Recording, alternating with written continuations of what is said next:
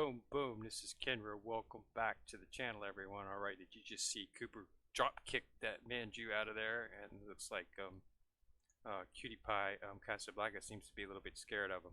So I've got all the ships. I just drew Cooper out this morning.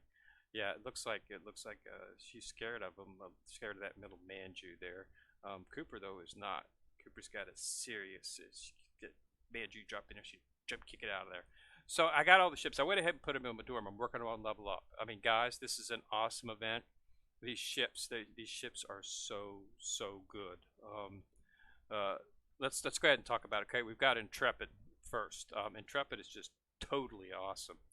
So let's watch Cooper drop kick this Manju, and then we'll go into the things there. Boom, take that. All right, so that's a good shot there. All right, so let's talk about these. Are some excellent ships, guys. I'm extremely impressed with the ships that they've dropped. I mean, there's some really good ships in there, and you should definitely be going to limit break all of them. Okay, the first one I want to look at is Intrepid. I mean, she is just a tank. She is going to be so good in endgame because of she has a lot of damage reduction. And she does armor break as well, so that's going to make her, combine that with this, she does an airstrike, but then she's going to launch an additional Helldiver airstrike. So, I mean, that's just ridiculous. And then she does armor break on all BBs, so she's going to completely annihilate the armor on the opposing side. And then she's got on her other one, she's got this formation shift. On the second, fourth, and sixth decreases the 5 and 4.5, and that's dynamic. So as you increase the level on this skill, that's going to go up. So she's definitely late game.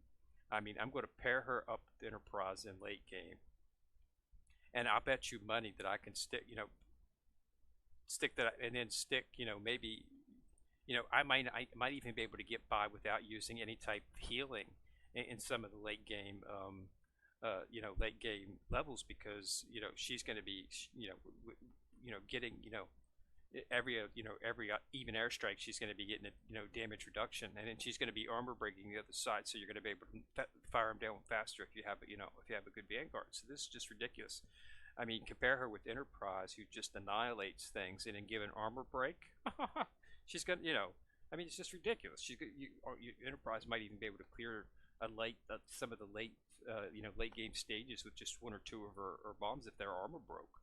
I mean, that's just going to make her go good, and she's going to be she's tanky herself with that reduction. So on the second skill, so this is an extremely good ship. Definitely something you want to take all the way up. Definitely fully limit break. I'm going to take her up to 120. Another one of the really good ships is Cooper, who I just got this morning, and I was taking a look at her stat, and I saw this right here, which is something that I think is important. You see, reveals the location of all enemy subs for 10 seconds. Okay, now this allows you to utilize her without having to put a sonar in your gear. She reveals the locations, and that's her skill. So, that just that allows you to get by with so she's going to reveal those subs so you can see, because that's the thing about subs, is you can't really see them. They're underground and you can't really attack them, and they'll do in late game, they will do serious damage to your backline if you're not careful. So with the Intrepid, you can probably get by with tanking it, but yeah, so she definitely good ship. So a lot of people, nobody can say what Azure Lane's going to do with subs and how big the sub the sub edition is going to be in terms of, is it going to be important? I mean, it's used. Is it going to become a feature, a really important feature? Because they've been sort of they haven't come out and said, yeah, subs are going to be pretty big, but the way they're supplying ships, and in this case Cooper, an anti-sub ship, it seems to me that they're leaning towards, yes, we're going to make this an important facet of the game, so it's best to prepare for it. So definitely want to focus on limit breaking this ship and taking it up to max, because she's probably the best one out, best anti-sub ship out so far. Okay, so that's what so another good ship that one you definitely want to think about doing. Another good one is Bremerton. Bremerton is excellent if you don't have Baltimore. She's just as good as Baltimore. I don't think she's quite as good, but she's very close to. So if you don't have Baltimore, and I don't, then you would want to use Bremerton in place. So that works out well for me. I was hoping they would have Baltimore as a build in this to to complement the event, but they don't. So it is what it is. But so Bremerton definitely good choice. Casablanca's not bad either. It's another character, so I don't think you want to run three carriers in her back line, but she's got some pretty good stats here. One thing she does is she gives at the start of the battle, she increases the AVI and the reload by 5 for all CVs and CVLs in the same fleet this ship is in. Now this right here is, you notice that she says you could put other ships in there. Okay, you don't have to run this on a USS fleet. You could run her on any fleet that has CVs and CVLs and get this buff. So that's pretty good. Okay, that's a good stat. Okay, and and reload by 5 for all CVs and CVLs. Okay, so the same. So you're getting all these buffs. Okay, you know, and then at the start of the battle increases the reload for all by 3.5 for all CB. Okay, see this is I mean this is a really good ship if you're going to run carriers. Definitely a good ship. And then she's got the quick takeoff, which she launches an airstrike, and then to make another airstrike immediately after. So it's dynamic, but even at level 5, or level 10, it's probably only going to be like, it might get up to 50%, which would be really nice. But I seriously doubt that. And this is a rare ship, so it's exceedingly easy to limit break this. This just uses the purple bullets. You don't have to waste gold bullets on that. So it's just a matter of getting her leveled up. But yes, so she's another really good ship. And then Bluegill's not bad. She's got a pretty good oxygen rate. I mean, 243 is a huge oxygen rate. So, I mean, she's, it's not better than some of the others that are in there, but she's definitely, not bad. So if you don't got any subs, this is a good one to go for. And limit breakers. Well, this is definitely a fleet that you definitely want to work on. There's some really good ships in there that can be permanent members to any USS fleet.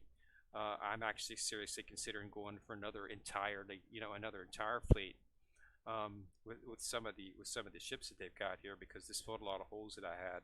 But yeah, Reno's not a bad ship either, but she's been getting gold tier, but not bad. Casablanca, as I said, not bad. Intrepid, so there's really good ships. The only one that seems to be getting panned pretty much by just about everybody seems to be Marblehead, just not good stats. So there's a lot of other better ships in that, but but all the others, go for it. So this is really good event. So I've got them all. So I've got them built. So remember, there's one good thing that you'll notice here. If you remember the previous event, there's oil. You shouldn't be having any trouble getting these Jangu drums. I'm still getting them when I'm completing missions daily, so I've got a bunch of them. I've purchased just about everything in the store, and I still got 4,000, and I'm getting more daily. So here's your oil right here. So buy this oil, and make sure you throw these ships, the ships that you just that you get. Make sure that you throw them into the 1,200 oil, 18,000 experience. I've got them all in here. As soon as one hits 70, I'm going to pull it out and throw Bluegill in there to get her up to 70 as well, so that I could start limit breaking these ships. But yeah, so you got oil. There's oil, excess oil. I mean, they've been giving out oil. I mean, they've been giving out oil left and right. So yeah, so definitely do that. And remember to go ahead and do this golden Dubulin event. I mean, it was hilarious. I got a fun, and you get a pretty nice little outfit for your Bullens. So yeah. Some people use Bullens for various things in the game. I've seen them in fleets before, so I'm not exactly sure. I think those people just having fun, which is definitely encouraged. It's a really fun game. But yeah, so you can get the outfit for all of your Bullens. It's a cute little outfit, but you got to run the event. Right here it is. So it's called it's called some type of rigging is what they call it. Yeah, Universal Enhanced Rigging Experimental. So this is what they'll give you. Once you get it, it's available for all your Booleans. So you can just put it on there in any one of them. So, but yeah, so it's a nice little cute little thing. I mean, it was for April Fools, so that's why they were doing it. So if you're expecting something, game changing, I mean, it's not. So, but yeah, it's just a nice little April Fool's event and runs for 7. I've run it. It's only good you run it once, you get the item, and that's it. Running it after that doesn't yield any more rewards. So just if you're having trouble finding the because it's hidden throughout the game. There's a couple levels you got to go into. Just click on it and it'll tell you. And then wait 20 minutes and you can click on another one and get where it's at. Okay, so once you find out where it's at, once you don't need to, it doesn't change. So I think it's level 1. I think it's 1 2 2 2 1 4 2 4 something like that. I can't remember exactly what levels they were, but yeah, you have to get a couple of them inside of battles. You got to sort a fleet for it. But all the others are just found by clicking in various screens. So if you just jump through the screens, you'll see them down there at the bottom, and just click on them to get it. But there are a couple you have to do a sortie for. But all you have to do is just start the sortie. It appears immediately. Click, send your fleet over to grab it, and then you can just retreat.